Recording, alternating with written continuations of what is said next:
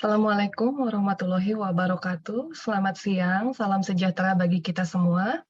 Pada kesempatan kali ini saya akan memberikan sedikit overview tentang fungsi dari review mutu berdasarkan SPM 1 yang efektif sejak 2013. Semoga bermanfaat bagi hadirin sekalian.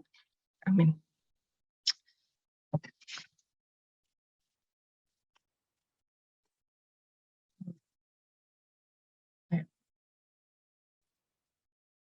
Pepatah mengatakan tak kenal maka tak sayang, jadi saya cantumkan sedikit CV saya di sini agar kenal dan sayang, intermezzo sedikit. Jadi sekilas saja, di sini profesional background saya yang relevan dengan materi pembahasan hari ini, bahwa mulai September 2021 sampai dengan sekarang saya masuk dalam susunan Dewan Review Mutu IAPI periode 2021 sampai 2025. Saya bergabung di KAP Heliantono dan rekan sebagai rekan perikatan dari bulan Februari 2016. Sebelumnya di Agustus 2014 saya mendirikan KAP Perseorangan. Bisa dilihat dari Desember 2021 itu sejak saya lulus S1 sampai dengan sekarang saya berprofesi sebagai auditor, jadi sudah kurang lebih 20 tahun berprofesi sebagai auditor. Di KAP Heliantono dan rekan, selain sebagai rekan perikatan, saya juga menjalankan fungsi sebagai pengendali mutu, quality control. Di sini saya tampilkan struktur organisasi KAP, ilustrasi. Pimpinan KAP membawahi rekan perikatan yang menjalankan production. Jadi rekan perikatan memberikan jasa audit, perpajakan, konsultasi, manajemen, dan jasa lainnya. Lalu ada divisi quality control yang membawahi technical advisor, yang melakukan proses pemantauan atau IQAR, Internal Quality Assurance Review, lalu yang melakukan monitoring terhadap pelaksanaan independence dan etik, serta melakukan training, monitoring terhadap training implementation. Pimpinan KAP akan bertanggung jawab untuk memelihara, melaksanakan, dan mengkomunikasikan kebijakan dan prosedur pengendalian mutu kepada setiap individu KAP untuk memastikan bahwa setiap individu dalam KAP akan berkomitmen untuk menghasilkan mutu pekerjaan yang berkualitas tinggi dan setiap perikatan yang dilaksanakan. Pimpinan KAP akan mengkomunikasikan kebijakan dan prosedur pengendalian mutu kepada setiap individu dalam KAP melalui pelatihan, seminar, pertemuan, dialog formal maupun informal, surat edaran, memorandum penjelasan, serta dokumen internal KAP. Untuk memenuhi tujuan itu, pimpinan KAP dapat menunjuk seseorang atau beberapa orang yang memiliki pengalaman dan kemampuan yang cukup dan tepat dalam sistem pengendalian mutu KAP.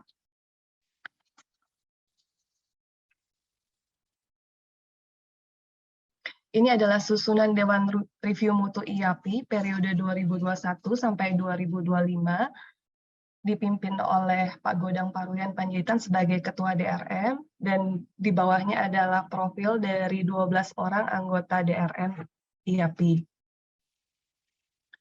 Wewenang Dewan Review Mutu berdasarkan Peraturan Asosiasi Nomor 4 tahun 2017 adalah menyelenggarakan kegiatan review mutu terhadap anggota CPA pemegang izin akuntan publik yang memberikan jasa assurance maupun jasa lainnya melalui KAP. Review mutu adalah kegiatan penelaahan mutu yang dilakukan oleh Institut Akuntan Publik Indonesia sesuai dengan anggaran dasar, anggaran rumah tangga, dan ketentuan yang berlaku. Review mutu bertujuan untuk meningkatkan kualitas laporan auditor dan meningkatkan kredibilitas profesi akuntan publik melalui serangkaian kegiatan untuk memberikan keyakinan bahwa sistem pengendalian mutu suatu KAP telah dirancang dan diterapkan secara efektif berdasarkan ketentuan persyaratan dalam SPM. Kebijakan dan prosedur pengendalian mutu telah diterapkan oleh KAP sehingga laporan yang diterbitkan tepat sesuai dengan kondisinya. Review mutu juga bertujuan memberikan keyakinan bahwa perikatan audit telah dilaksanakan oleh AP sesuai dengan SPAP dan ketentuan peraturan perundang-undangan yang berlaku di Indonesia.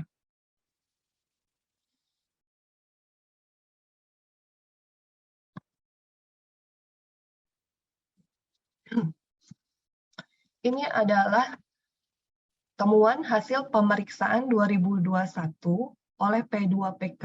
Saya ambil dari modul PPL 2022 IAP. Jadi profesi akuntan publik dan hasil pekerjaannya berada dalam pengawasan unit kerja Kementerian Keuangan P2PK, yaitu Pusat Pembinaan Profesi Keuangan. Lalu untuk auditor dari emiten dan lembaga keuangan berada dalam pengawasan OJK. Untuk auditor dari BUMN dapat direview oleh BPK. Pada pelaksanaan pemeriksaan AP dan KAP 2021 oleh P2PK,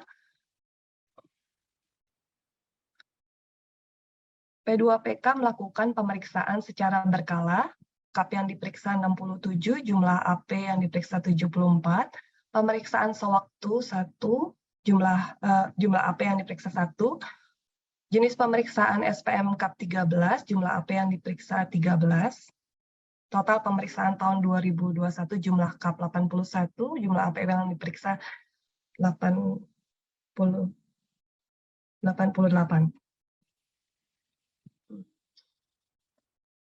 Hasil pemeriksaan berupa temuan administratif, temuan SPM, dan temuan standar audit.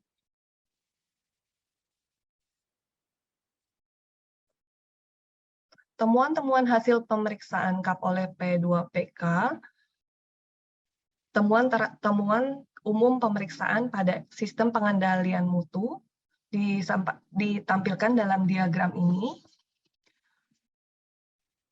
Pada masing-masing unsur perikatan, temuan pemeriksaan 45%, 45,1% pada pelaksanaan perikatan, 15,5% pada pemantauan, 14,7% pada penerimaan dan keberlanjutan hubungan dengan klien dan perikatan tertentu, 12,6% pada ketentuan etika profesi yang berlaku, 9,2% pada SDM, 2,9% pada tanggung jawab kepemimpinan.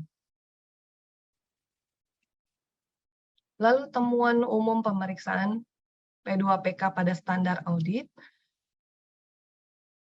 5 temuan standar audit dengan jumlah terbanyak yaitu 59,6% pada SA500 bukti audit, 4,6% pada SA315 identifikasi penilaian resiko kesalahan penyajian material melalui pemahaman entitas dan lingkungannya, 4,3% pada SA230 yaitu dokumentasi audit, 3,4% pada SA330 yaitu respon auditor terhadap resiko yang telah diidentifikasi, 2,9% pada SA570 tentang kelangsungan usaha.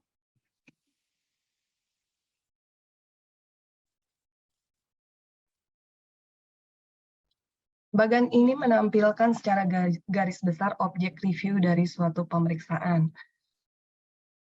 Pada sistem pengendalian mutu, pemeriksa akan mengevaluasi desain dari SPM.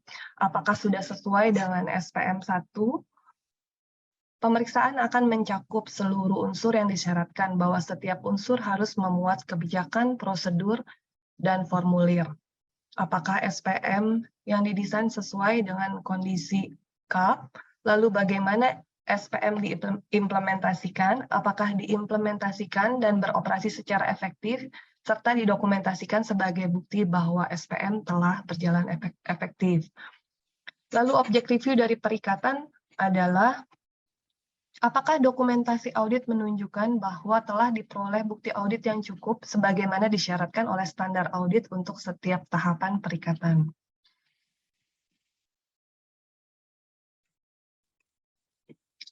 Untuk memitigasi resiko temuan pemeriksaan, KAP harus memiliki sistem pengendalian mutu dan perangkat audit yang mendukung pelaksanaan audit yang sesuai dengan SPAP dan KEPAP, serta ketentuan lain yang mengatur.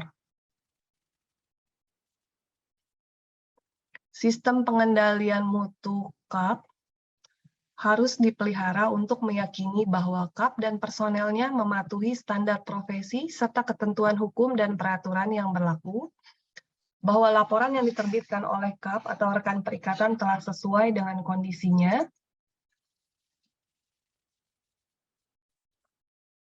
Sistem pengendalian mutu berisi kebijakan dan prosedur yang dirancang untuk memberikan keyakinan yang memadai bahwa terdapat tanggung jawab kepemimpinan KAP atas mutu. KAP dan personelnya telah mematuhi ketentuan etika profesi yang berlaku. KAP hanya menerima dan melanjutkan hubungan dengan klien dan perikatannya jika KAP memiliki kompetensi, dapat mematuhi etika profesi yang berlaku, serta klien memiliki integritas. KAP memiliki personel yang cukup dengan kompetensi, kemampuan, dan komitmen untuk melaksanakan perikatan sesuai standar profesi serta ketentuan hukum dan peraturan yang berlaku. Perikatan dilaksanakan sesuai standar profesi serta ketentuan hukum dan peraturan yang berlaku. Terdapat proses pemantauan untuk mengevaluasi bahwa kebijakan dan prosedur pada sistem pengendalian mutu relevan, memadai, dan berjalan efektif. Bahwa terdapat dokumentasi sebagai bukti dilaksanakannya kebijakan dan prosedur pengendalian mutu.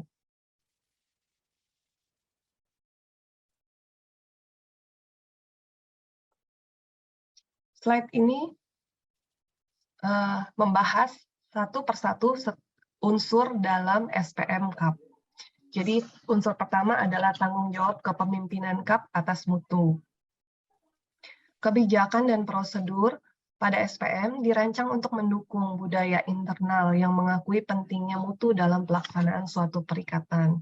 Dukungan atas budaya internal melalui pesan yang jelas, konsisten, berulang dari setiap tingkatan manajemen KAP, yang menekankan kebijakan dan prosedur serta keharusan untuk patuh terhadap standar profesi, serta ketentuan hukum yang berlaku dan menerbitkan laporan sesuai kondisinya. Kebijakan dan prosedur tersebut mengharuskan pimpinan KAP sebagai pihak yang bertanggung jawab atas mutu KAP secara keseluruhan, pihak yang menerima tanggung jawab atas operasional sistem pengendalian mutu dari pimpinan KAP harus memiliki pengalaman, kemampuan, serta kewenangan yang cukup dan tepat untuk menjalankan fungsinya.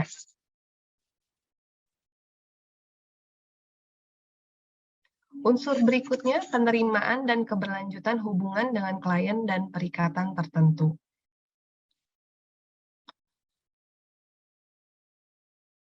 Kebijakan dan prosedur KAP dirancang agar memberikan keyakinan yang memadai bahwa KAP hanya akan menerima atau melanjutkan hubungan dengan klien dan perikatannya jika KAP memiliki kompetensi untuk melaksanakan perikatan dan memiliki kemampuan termasuk sumber daya untuk melaksanakannya, bahwa KAP dapat mematuhi ketentuan etika profesi yang berlaku, dan KAP telah mempertimbangkan integritas klien dan tidak memiliki informasi yang dapat mengarahkan KAP untuk menyimpulkan tidak memadainya integritas klien tersebut. Informasi relevan harus diperoleh, harus terdapat proses identifikasi adanya potensi benturan kepentingan, serta adanya penyelesaian atas masalah yang teridentifikasi sebelum penerimaan dan keberlanjutan hubungan dengan klien.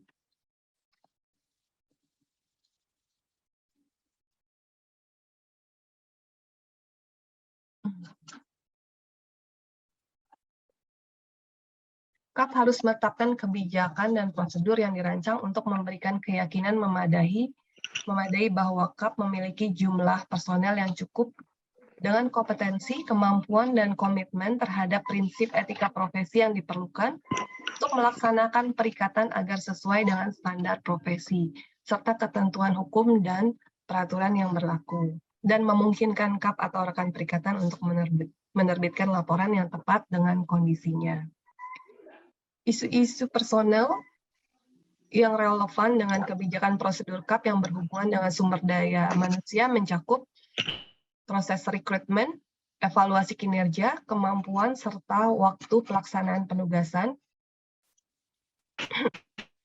kompetensi, pengembangan karir, promosi, kompensasi, estimasi kebutuhan personel. Proses dan prosedur rekrutmen yang efektif akan membantu KAP memilih individu yang memiliki kapasitas untuk mengembangkan kompetensi dan kemampuan yang diperlukan dalam melaksanakan pekerjaan yang memiliki karakteristik yang tepat untuk dapat bekerja secara kompeten. Kompetensi dapat dikembangkan melalui berbagai metode, melalui pendidikan profesional, pengembangan profesional berkelanjutan, working experience, pengalaman kerja, bimbingan oleh staf yang lebih berpengalaman, pendidikan mengenai independensi bagi personel yang disyaratkan untuk independen.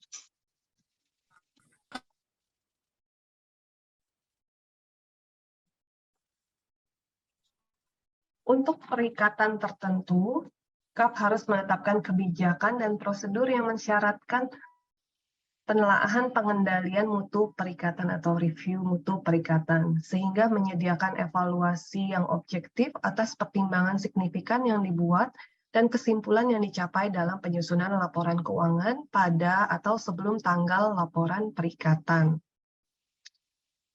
Kebijakan dan prosedur tersebut menjelaskan sifat, waktu, dan luasnya dari review mutu, menetapkan bahwa laporan perikatan tidak diberi tanggal sampai dengan selesainya review mutu, menentukan kriteria kelayakan dari penelaah pengendali mutu, menjaga objektivitas reviewer, pengaturan tentang dokumentasi penelaahan pengendalian mutu perikatan.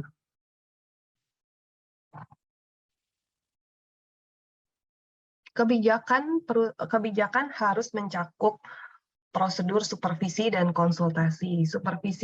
Prosedur supervisi mencakup memantau kemajuan perikatan audit, mempertimbangkan kompetensi dan kemampuan setiap anggota tim perikatan, mengarahkan ke hal signifikan dan memodifikasi pendekatan yang telah direncanakan ke hal signifikan, mengidentifikasi perlunya konsultasi atau pertimbangan dari pihak lain.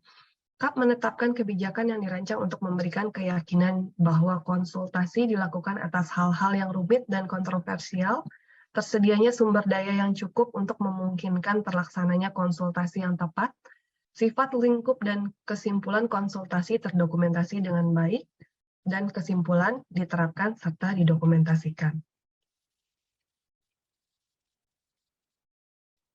Pemantauan